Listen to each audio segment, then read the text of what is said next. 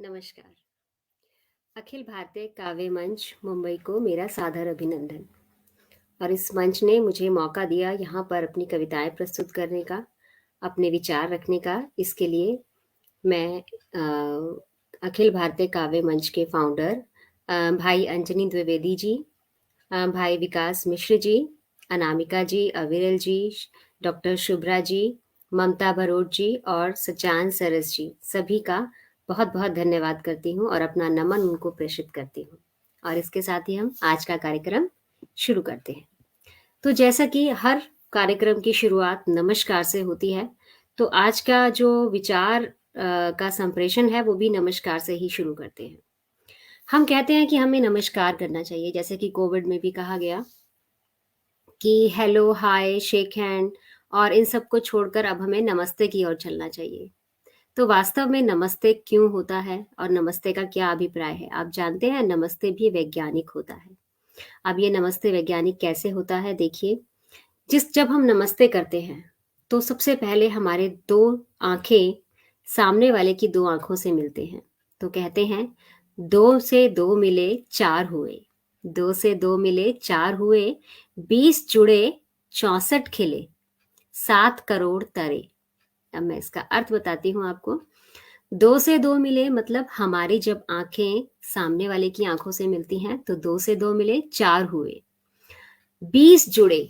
जब हम नमस्ते करते हैं तो हमारे जो 10 उंगलियां हैं वो सामने वाले की 10 उंगलियों, सॉरी, हमारी 5 उंगलियां अपनी 5 उंगलियों से मिलती हैं 10, और 10 ही सामने वाले की उंगली मिलती हैं। तो 10 से 10 टोटल 20 जुड़ जाते हैं, और 64 खिले। तो जो कहा जाता है, हमारी 32 जो हमारे दांत हैं वो 32 होते हैं, तो 32 दांत हमारे खिलते हैं और 32 ही सामने वाले व्यक्ति के भी खिलते हैं। तो 32 और 32 64 खिल जाते हैं।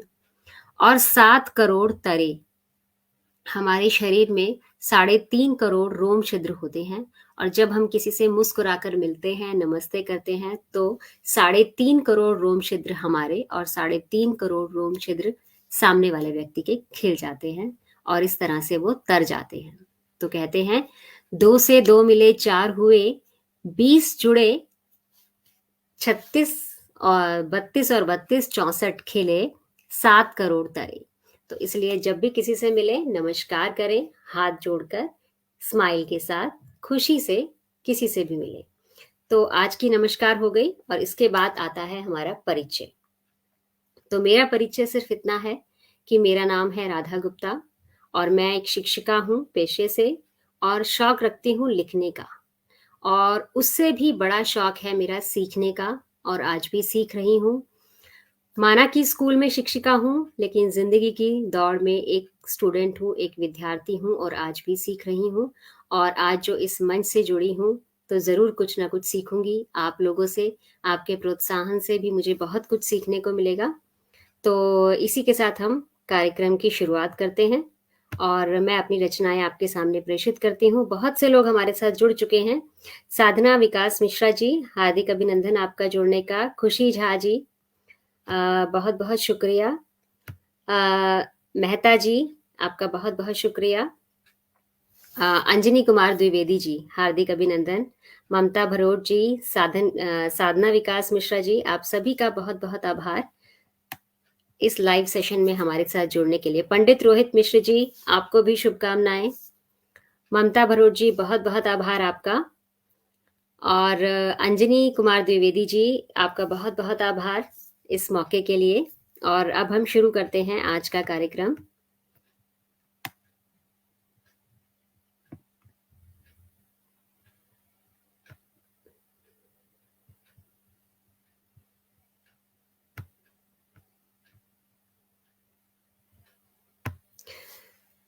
तो चलिए, सबसे पहले मैं अपनी कुछ पंक्तियों से, एक मुक्तक से आप लोगों को इस मंच से जोड़ना चाहूंगी। मन मस्तिष्क में हम मन मस्तिष्क में हम जितना सोचते चले जाते हैं, मन मस्तिष्क में हम जितना सोचते चले जाते हैं, सभी कुछ मुख से कहाँ कह पाते हैं। मन का द्वंद भीतर अनंत विस्तार लेता है, मन का द्वंद भीतर अनंत विस्तार लेता है, परंतु ग्रीवा के बाहर कुछ भाव ही शब्द ले पाते हैं। परंतु ग्रीवा के बाहर कुछ भाव ही शब्द ले पाते हैं। और शायद इसीलिए जो अब सॉरी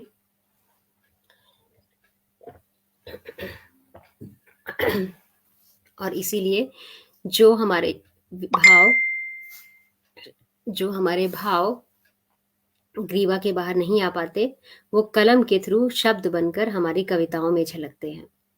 इसीलिए हमारी कलम हमें बहुत प्रिय होती है।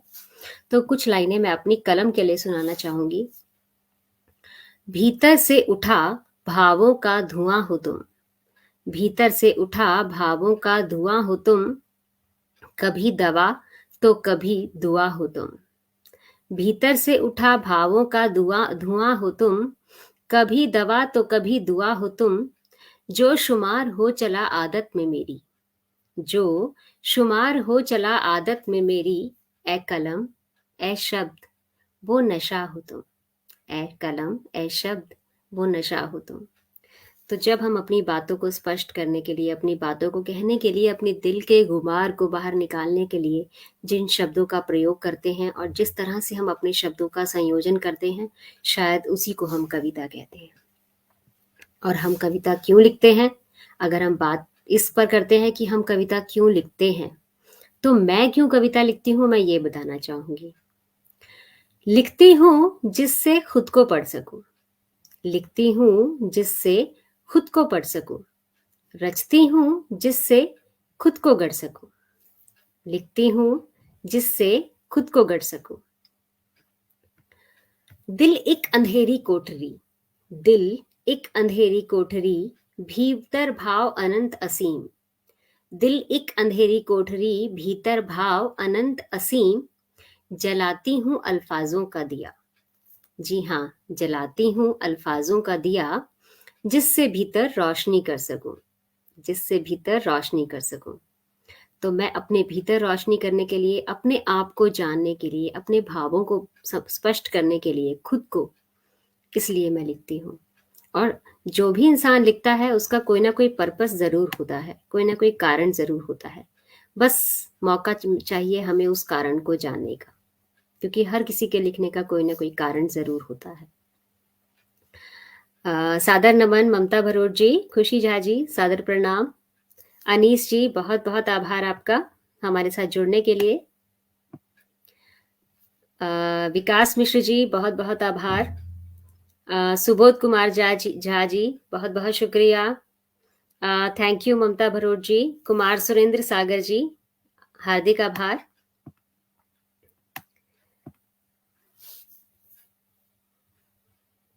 अरविंद जी आपका भी बहुत बहुत आभार।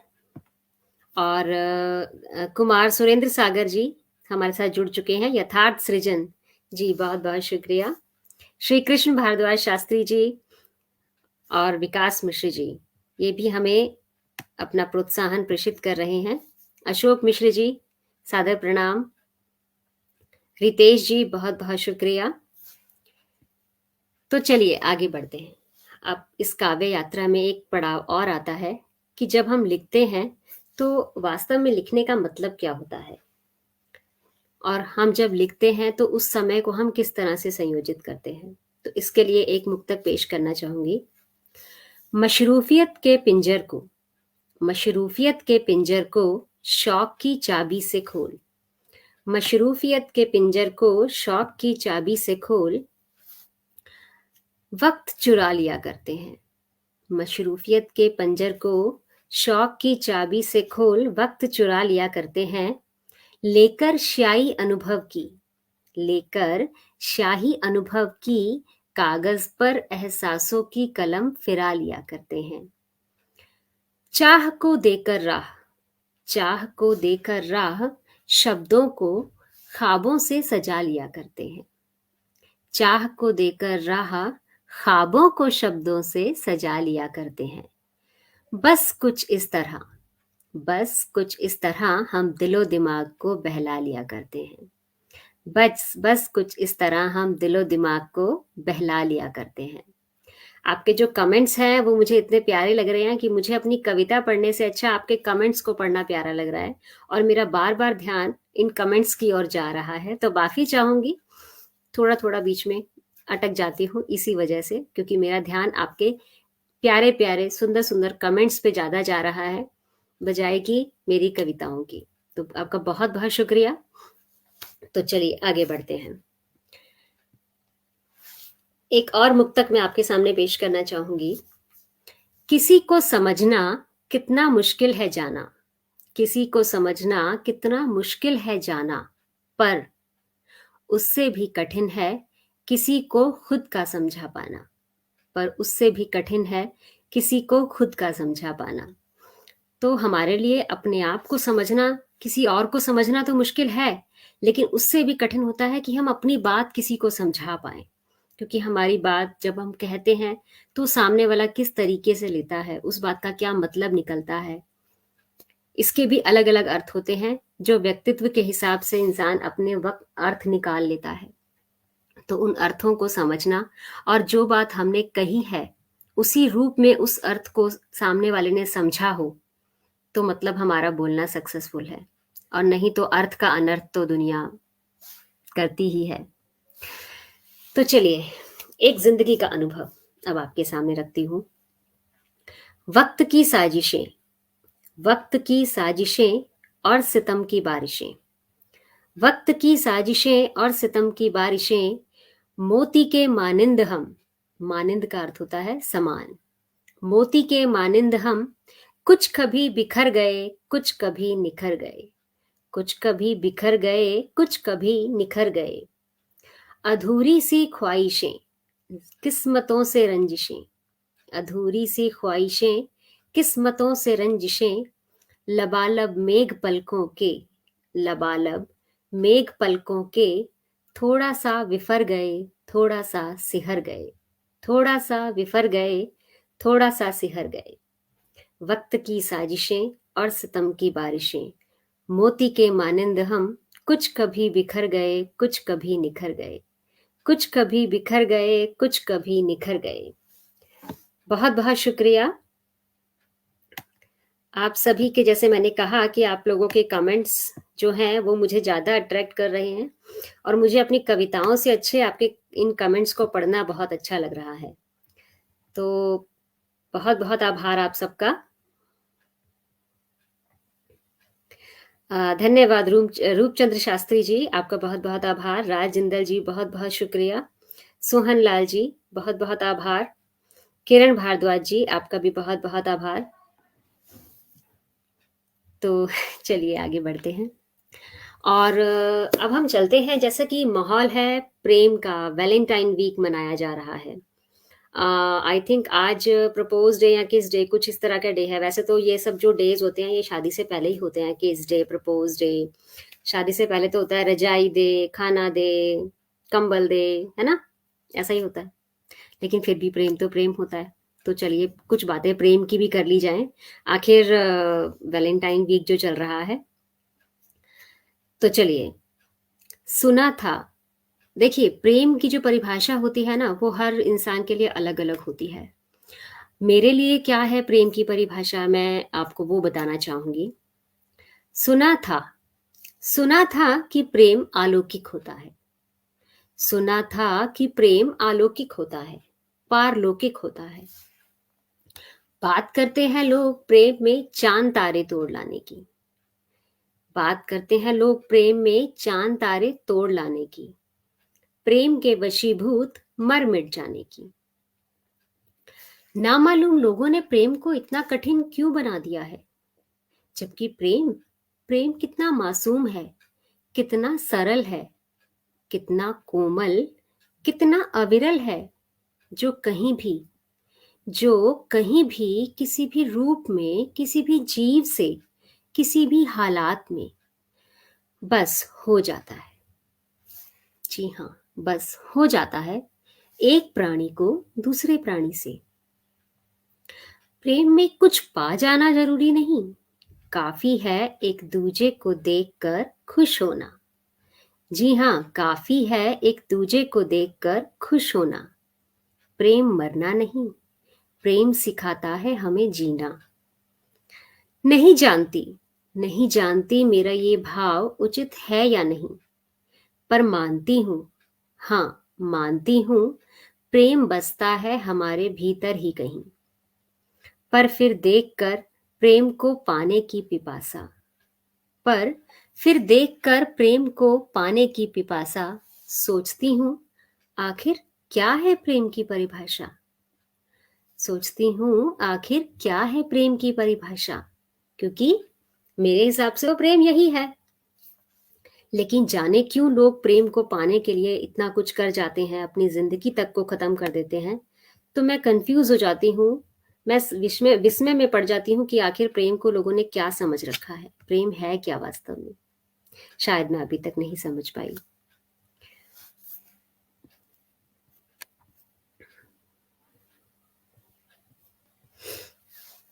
और अब कुछ पंक्तियां, जैसे कि आपने देखा 2 साल तक कोरोना का टाइम था और लोग अपने आप से, अपने लोगों से मिल नहीं पा रहे थे।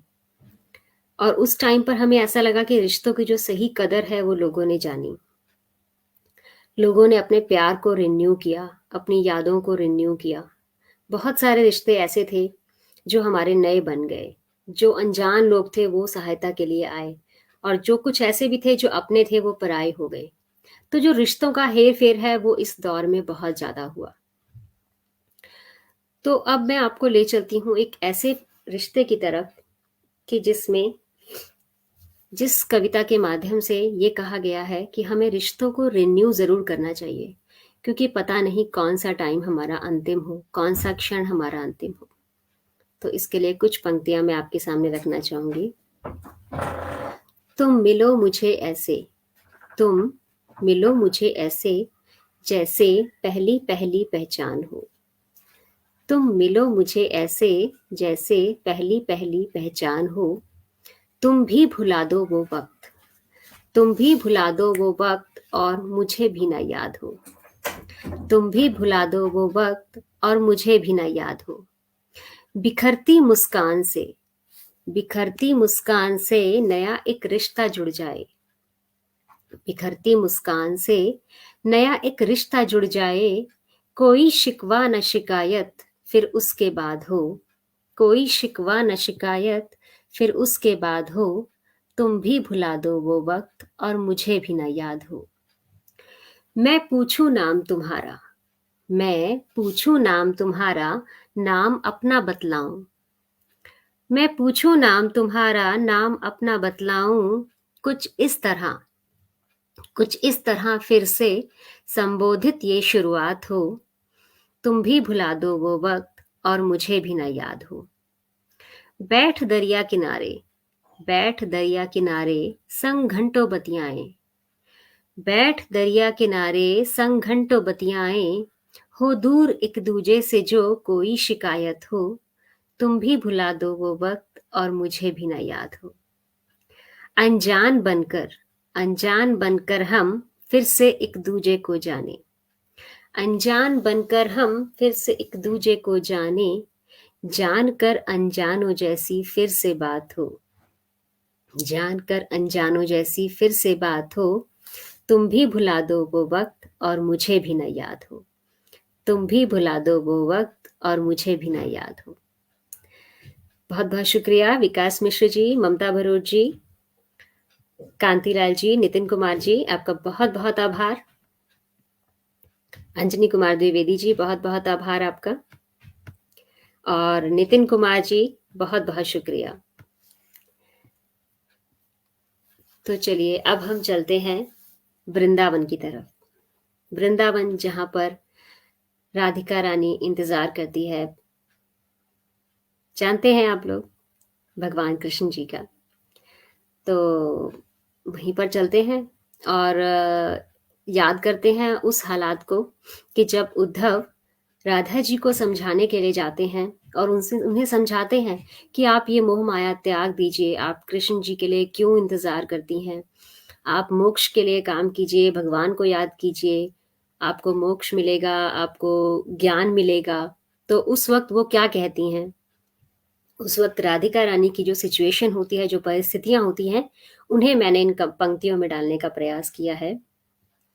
मनन करूं तेरा रात दिन, जो राधिका जी हैं वो कह रही हैं भगवान श्याम जी से, यानी कि भगवान कृष्ण जी से, अपने श्याम से, मनन करूं तेरा रात दिन, कहाँ गए तुम श्याम। मनन करूं तेरा रात दिन, कहाँ गए तुम श्याम। विरह बावरी राधिका, सुमरे तेरो नाम। विरह भावरी राधिका, सुमरे तेरो नाम। वचन भर के आने का, वचन भर के आने का, सुध तुमने बिसराए दई। वचन भर के आने का, सुध तुमने बिसराए दई। राह निहारे कुंज गली, राह निहारे कुंज गली, है सोना गोकुल धाम। राह निहारे कुंज गली, है सोना गोकुल धाम। विरह बावरी राधिका, सुमरे तेरो नाम। बरखा बरसना भूल गई, बरखा बरसना भूल गई, गैया तुझे बुलाए रही। बरखा बरसना भूल गई, गैया तुझे बुलाए रही। आंखों के अश्रु सूख गए, आंखों के अश्रु सूख गए, तड़पाए वियोग की घाम। आंखों के अश्रु सूख गए, तड़पाए वियोग की घाम। मनन करूं तेरा रात दिन, कहाँ गए तुम श्याम। मनन करूं तेरा रात दिन, कहाँ गए तुम श्याम। जाने क्या प्रलोभ तुम्हें, जाने क्या प्रलोभ तुम्हें, क्यों मन में मथुरा बसाए लिए। जाने क्या प्रलोभ तुम्हें, क्यों मन में मथुरा बसाए लिए। भूल सही सभई तुम व्यस्त हुए, भूल सभई तुम व्यस्त हुए, ऐसो भी क्या काम। भूल सबही तुम व्यस्त हुए, ऐसो भी क्या काम। मनन करूं तेरा रात दिन, कहाँ गए तुम श्याम। मनन करूं तेरा रात दिन, कहाँ गए तुम श्याम। किससे कहूं संवेदना, किससे कहूं संवेदना, विरह हिये नह सह पाए। किससे कहूं संवेदना, विरह हिये नह सह पाए। कैसे समझाऊं उद्धव को, कैसे समझाऊं उद्धव को, आसक्ति जिसका नाम। कैसे समझाऊं उद्धव को, आसक्ति जिसका नाम। मनन करूं तेरा रात दिन, कहाँ गए तुम श्याम। मनन करूं तेरा रात दिन, कहाँ गए तुम श्याम। व्यथित हृदय से भेजती, व्यथित हृदय से भेजती, पाती में संदेश। व्यथित हृदय से भेजती, पाती में संदेश। अब तो लौटो ओ छलिया, अब तो लौटो ओ छलिया, जीवन की हो गई शाम। मनन करूं तेरा रात दिन, कहाँ गए तुम श्याम। मनन करूं तेरा रात दिन, कहाँ गए तुम श्याम। विरह बावरी राधिका, सुमरे तेरो नाम। विरह बावरी राधिका, सुमरे तेरो नाम। तो इस तरह से राधिका रानी भगवान कृष्ण को याद करती है। आप सभी का बहुत बहुत आभार, और आपके जो मैसेजेस हैं वो इतना प्यार जो है उमड़ रहा है कि मैं सभी मैसेजेस नहीं पढ़ पा रही, लेकिन मैं आपको विश्वास दिलाती हूँ कि ये सभी मैसेजेस मैं बाद में बहुत आराम से पढ़ूंगी, और बहुत अच्छा लग रहा है आप लोगों के साथ जुड़कर। तो चलिए आगे चलते हैं और प्रेम की इस कड़ी को थोड़ा और आगे ले जाते हैं। और अब हम चलते हैं उस सिचुएशन की तरफ जो कि हमने 2 साल झेली, कि जो जहां था, एक संदेश मिला, जो जहां है वहीं रुक जाए। अगर कोई गांव में है, कोई शहर में है, कोई विदेश में है, वहीं रुक जाए। और ये नहीं मालूम था कि कितना टाइम लग जाएगा। जो जहां था वहीं पर कैद हो गया। सभी जरूरतें, सभी आवश्यकताएं, सभी प्यार, सभी मोहब्बत, बस सब कुछ थम गया। और लोगों को बहुत बेचैनियां भी झेलनी पड़ी।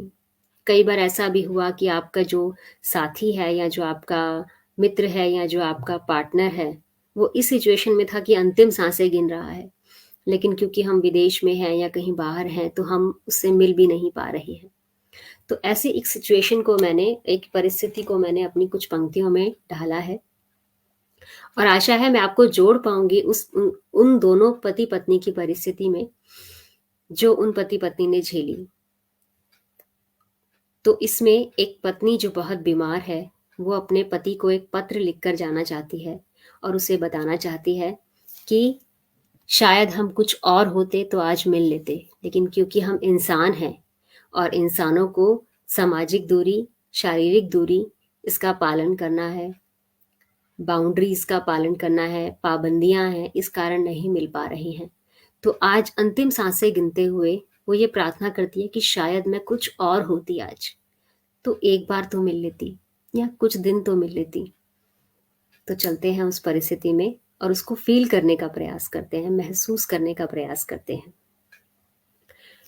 कभी कभी दिल करता है, कभी कभी दिल करता है कि तुम और मैं, कभी कभी दिल करता है कि तुम और मैं और तुम कुछ और बन जाएं, कम से कम तब तो मिलेंगे।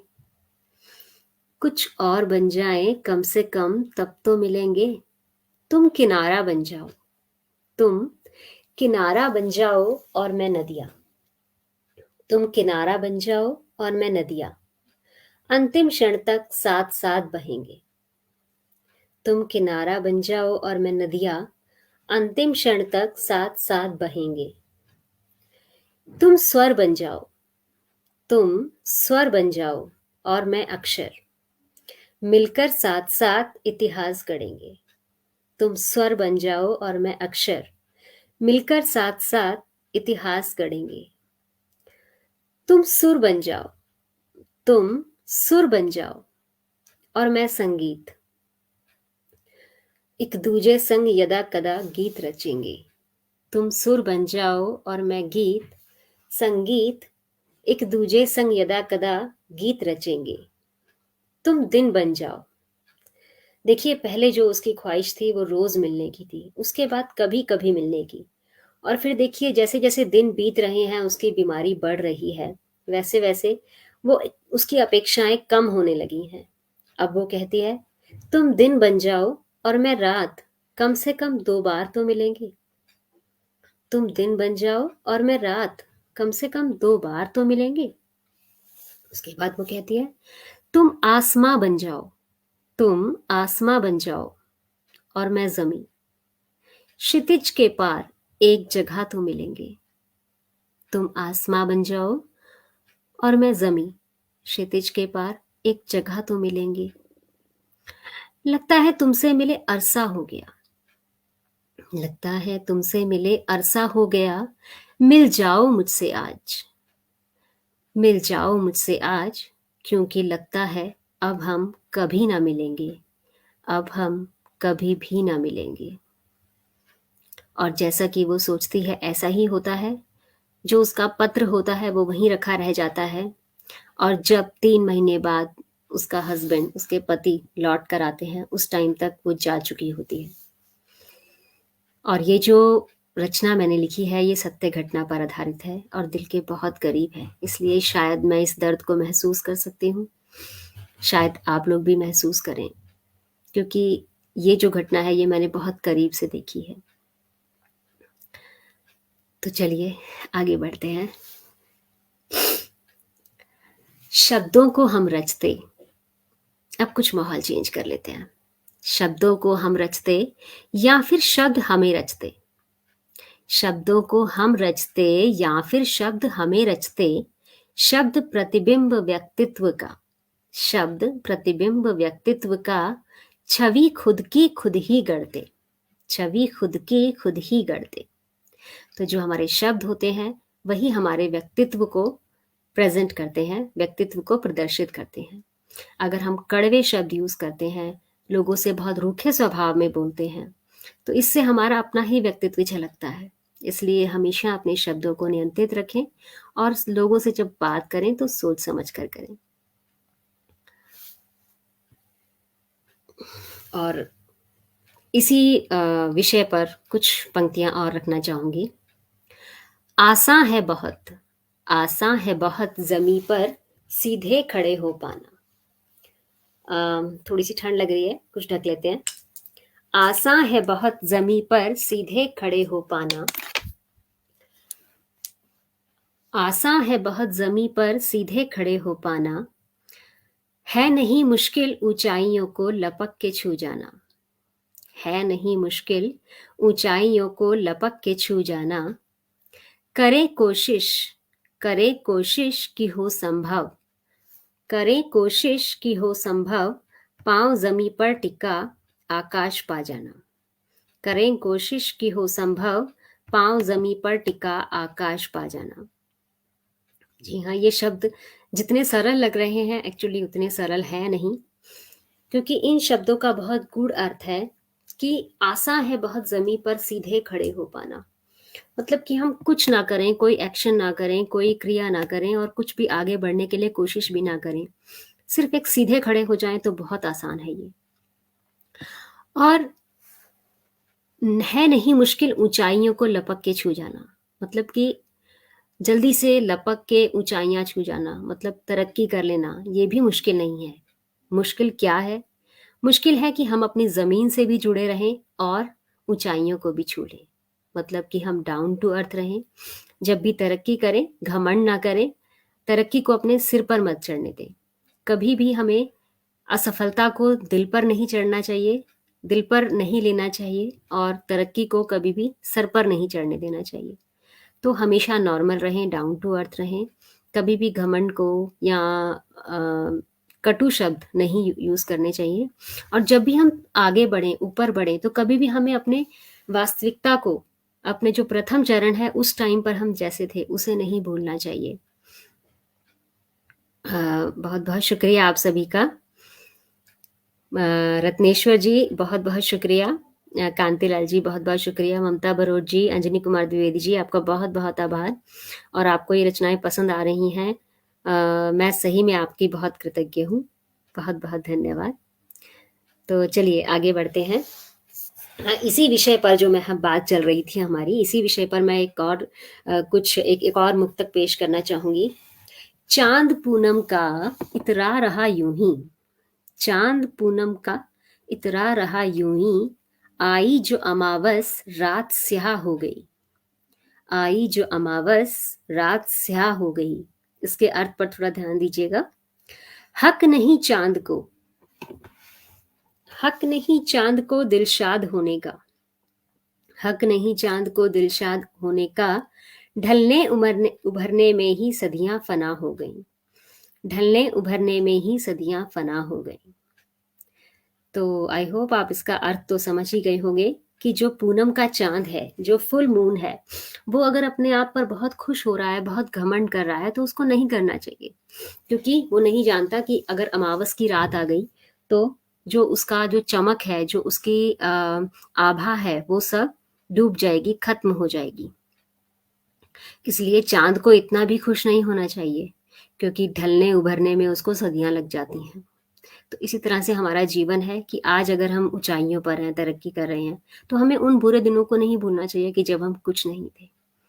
और अगर हम ऐसा करेंगे तो हमारे अंदर घमंड, हमारे अंदर कभी भी उग्रता नहीं आ पाएगी और हम हमेशा नॉर्मल रहेंगे, सहृदय रहेंगे। तो इस चीज़ को हमेशा हमें याद रखना चाहिए। तो चलिए, बड़ों वाली बातें बहुत हो गई, अब मुझे लगता है कुछ बचपन की बातें कर ली जाए, है ना? क्योंकि बचपन तो हमारे साथ हमेशा से ही जुड़ा रहता है। आप सभी का दिल से बहुत-बहुत आभार। आपके कमेंट्स मैं पढ़ पा रही हूँ, बहुत खूब। थैंक्स अंजनी कुमार जी, आप इन गहराइयों को समझ पा रहे हैं, बहुत-बहुत आभार। और मुझे बहुत अच्छा लग रहा है, आप लोगों के कमेंट्स पढ़ के बहुत मोटिवेशन मिल रहा है, लेकिन मैं सबका नाम शायद नहीं ले पा रही यहाँ से, क्योंकि अगर मैं ये करती हूँ तो मुझे लगता है कि बहुत टाइम तो इसी चीज़ में जाएगा। लेकिन मैं आप लोगों के कमेंट्स पढ़ के बहुत कृतज्ञ हूँ। बहुत-बहुत आभार। तो चलिए बचपन की तरफ चलते हैं। कभी-कभी मन करता है ना कि हम जो बचपन में करते थे वो आज भी कर लें। तो कुछ ऐसा ही करते हैं आज। चलो क्यों ना आज अपने मन की करते हैं। चलो क्यों ना आज अपने मन की करते हैं। लोग क्या कहेंगे ना इस बात से डरते हैं। चलो क्यों ना आज अपने मन की करते हैं। लोग क्या कहेंगे ना इस बात से डरते हैं। चलो, चलो लौट आते हैं दुनिया पुरानी में। चलो लौट जाते हैं दुनिया पुरानी में। देखिए, मुझे बोलना जाना है, लेकिन मैं आना बोल रही हूँ क्योंकि मैं आना चाहती हूँ अपने बचपन में। चलो लौट आते हैं दुनिया पुरानी में। चलिए लौट जाते हैं दुनिया पुरानी में। आज मिट्टी भरे पाँव से छप छप करते हैं। आज मिट्टी भरे पाँव से छप छप करते हैं। चलो क्यों ना आज अपने मन की करते हैं। बारिश में दौड़ दौड़ पानी की धार पकड़ते हैं। बारिश में दौड़ दौड़ पानी की धार पकड़ते हैं। अंजुली भर पानी लेकर सब पर छिड़कते हैं। अंजुली भर पानी लेकर सब पर छिड़कते हैं। आई होप आपको अपना बचपन याद आ रहा होगा, क्योंकि बचपन में ये सब हमने तो किया है, तो आप लोगों ने भी किया ही होगा। तो बारिश में दौड़ दौड़ पानी की धार पकड़ते हैं। अंजुली भर पानी लेकर सब पर छिड़कते हैं। चलो क्यों ना आज अपने मन की करते हैं। रेत के टीले पे जाके एक घर बनाते हैं। रेत के टीले पर जाके एक घर बनाते हैं। रेत में दबाकर पाँव थप थप करते हैं। रेत में दबाकर पाँव थप थप करते हैं। चलो क्यों ना आज अपने मन की करते हैं। गुड्डे गुड़िया का ब्याह चलो फिर से रचाते हैं। गुड्डे गुड़िया का ब्याह चलो फिर से रचाते हैं। झूठ मूठ की रसोई में खाना पकाते हैं। झूठ मूठ की रसोई में खाना पकाते हैं। बिजली गुल हो जाने का कर लें इंतजार। बिजली गुल हो जाने का कर लें इंतजार। फिर लुका छुपी के खेल से सबको तंग करते हैं। चलो क्यों ना आज अपने मन की करते हैं। जब दिल करे तो जोर जोर ठहाके लगाते हैं। जब दिल करे तो जोर जोर ठहाके लगाते हैं। हंसते हंसते लोटपोट हो यहाँ वहां गिर जाते हैं। हंसते हंसते लोटपोट हो यहाँ वहां गिर जाते हैं। आज पुरानी बातों को फिर नया बनाते हैं। आज पुरानी बातों को फिर नया बनाते हैं। और नई बातों को और नई दुनिया को चलो पुराना करते हैं। आज पुरानी बातों को फिर नया बनाते हैं और नई दुनिया को चलो पुराना करते हैं। चलो क्यों ना आज अपने मन की करते हैं। चलो क्यों ना आज अपने मन की करते हैं। Thank you so much, thank you so much. आप सभी का बहुत बहुत आभार। और अब कुछ ऐसी यादें याद करते हैं। अब आप बचपन में तो चले ही गए हैं ना, तो बचपन में याद कीजिए कुछ चीज़ें ऐसी थी जिनमें हम बहुत रोते थे, लेकिन आज उन बातों को याद करके बहुत हंसते हैं। तो इसी पर कुछ एक मुक्तक मैंने लिखा है। कुछ यादें जिनमें रोए थे कभी। कुछ यादें जिनमें रोए थे कभी वो आज हंसाती हैं। और जिनमें हंसते थे कभी वो आज रुलाती हैं। और जिनमें हंसते थे कभी वो आज रुलाती हैं। यादों की संदूक में छिपे कई खजाने हैं। यादों की संदूक में छिपे कई खजाने हैं। हर एक याद में हर एक याद में समाए गुजरे कई जमाने हैं। हर एक याद में समाए गुजरे कई जमाने हैं।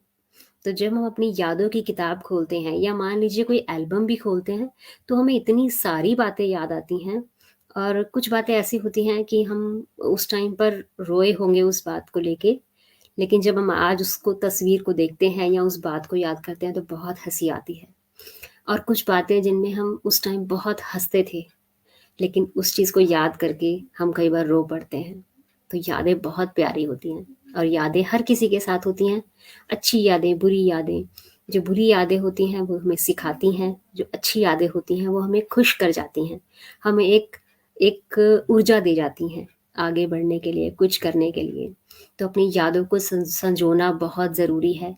और वो यादें चाहे हमारे मोबाइल में फ़ोटो के रूप में कैद हो, एल्बम हो, पेन ड्राइव हो, कुछ भी हो, सीडी हो, लेकिन उन यादों को संजो कर ज़रूर रखना चाहिए, क्योंकि यादें बहुत प्यारी होती हैं। तो जब से हम बातें ही कर रहे हैं और मैं बोले ही जा रही हूँ, तो क्या मौन होने की, चुप होने की भी कोई कीमत होती है? क्या चुप होना भी कुछ कह जाता है? आप ऐसा सोचते हैं? कई बार मौन भी बहुत कुछ कहता है। और मौन क्या-क्या कहता है? आइए आज देखते हैं। पर मौन को बताने के लिए मुझे बोलना तो पड़ेगा, है ना? तभी तो मैं आपको बता पाऊँगी। तो मेरी कुछ पंक्तियाँ मौन पर हैं, जो आपको बताएँगी कि मौन क्या करता है। मौन की ताकत से अनभिज्ञ कौन है? मौन की ताकत से अनभिज्ञ कौन है? मैं एक चीज़ कहना चाहूँगी, मैंने पूरी कोशिश की है कि मैं जितनी भी रचनाएँ आज यहाँ प्रस्तुत करूँ, उनकी भाषा बहुत सरल हो, जिससे कि वो आम लोगों तक पहुँच सके। क्योंकि जो कविताएँ होती हैं ना, उनके कई रूप होते हैं, कई तरह की होती हैं, कई विधाएँ होती हैं। तो मैंने जो सरल से सरल विधा है, मैंने मोस्टली मुक्तक का यूज़ किया है, और इसके अलावा जो बाकी छंद विधाएँ हैं, दोहा है, सोरठा है, उनका मैंने आज यहाँ नहीं प्रयोग किया, क्योंकि आज का जो मेरा विषय था वो मैंने सरल ही रखा है और प्रेम पर, मोस्टली प्रेम पर ही रखा है। तो चलते हैं अपनी रचना की तरफ। मौन की ताकत से अनभिज्ञ कौन है? 100 चिल्लाहटों को, 100 चिल्लाहटों को जो हरा दे, वही मौन है। 100 चिल्लाहटों को जो हरा दे, वही मौन है। मौन है वो अस्त्र, मौन है वो अस्त्र जो दूसरों को आत्मचिंतन करा सकता है। आप देखिएगा, हर लाइन को आत्मसात कीजिएगा और इससे रिलेटेड अपनी ज़िंदगी से इसको रिलेट कीजिएगा, तो आप इसके अर्थ को बहुत ही अच्छी तरह से इसका सार ले पाएंगे। मौन है जो वो अस्त्र जो दूसरों को आत्मचिंतन करा सकता है। आपका मौन दूसरों को खुद के भीतर पहुंचा सकता है। आपका मौन दूसरों को खुद के भीतर पहुंचा सकता है। मौन कभी स्वीकृति का अभिप्राय बन जाता है। मौन कभी स्वीकृति का अभिप्राय बन जाता है, कभी कभी अस्वीकृति का परिहाय बन जाता है, कभी कभी अस्वीकृति का परिहाय बन जाता है। कभी कभी मौन दूसरों को शर्मिंदा कर जाता है, कभी कभी मौन दूसरों को शर्मिंदा कर जाता है, तो कभी कभी बिन बोले दुनिया को बेपर्दा कर जाता है।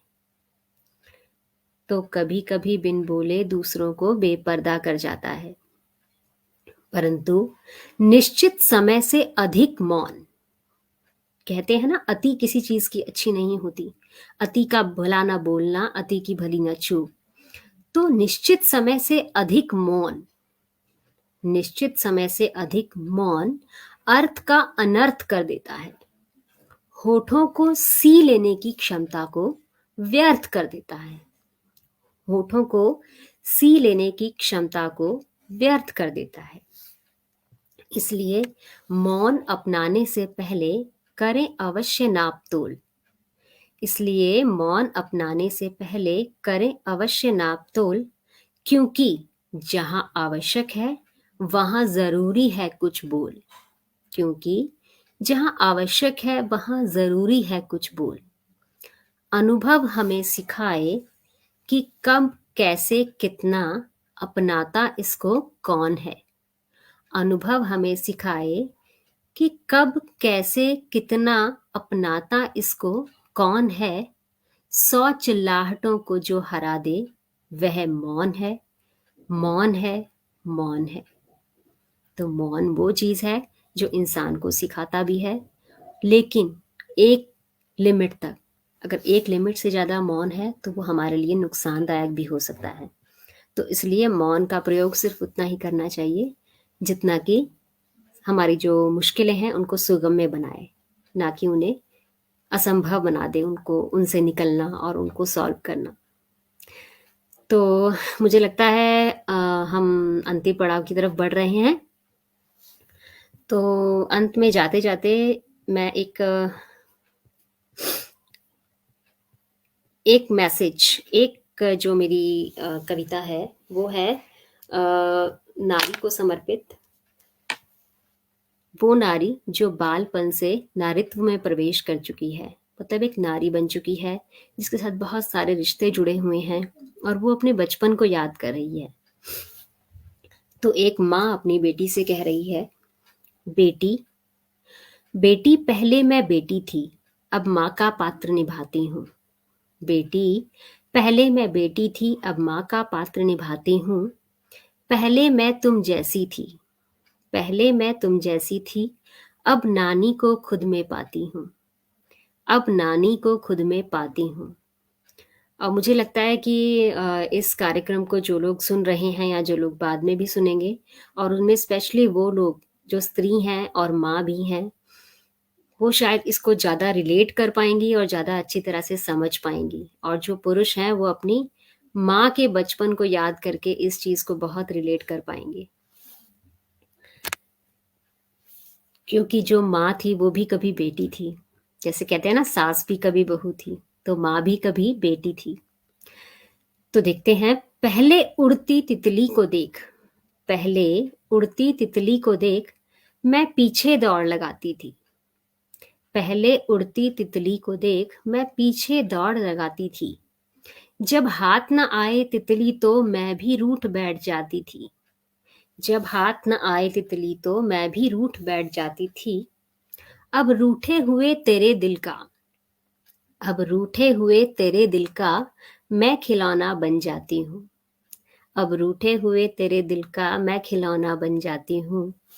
बेटी पहले मैं बेटी थी, अब नानी को खुद में पाती हूँ। बेटी मैं पहले बेटी थी, अब नानी को खुद में पाती हूँ। मैं भी अटखेली करती थी, मैं भी अटखेली करती थी, कभी खिलखिलाकर हंसती थी, कभी रोते रोते हंस जाती थी। अब तेरे हंसने हंसाने का मैं जरिया बन जाती हूँ। बेटी पहले मैं बेटी थी, अब नानी को खुद में पाती हूँ।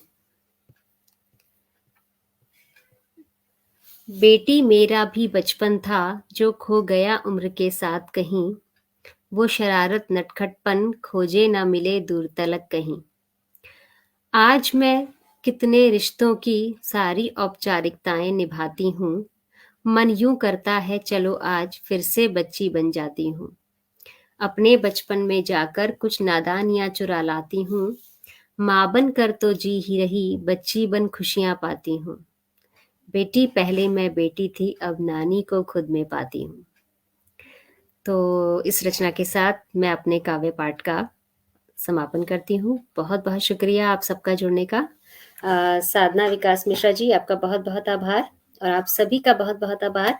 इस कार्यक्रम की समाप्ति के बाद मैं आराम से आप सभी के जो कमेंट्स हैं उनको पढ़ूंगी, और जितना हो सकेगा सब प्रयास करूंगी सभी का उत्तर देने का। आप सबका बहुत बहुत शुक्रिया फिर से एक बार, और अब हम इसका समापन करते हैं। बहुत बहुत आभार।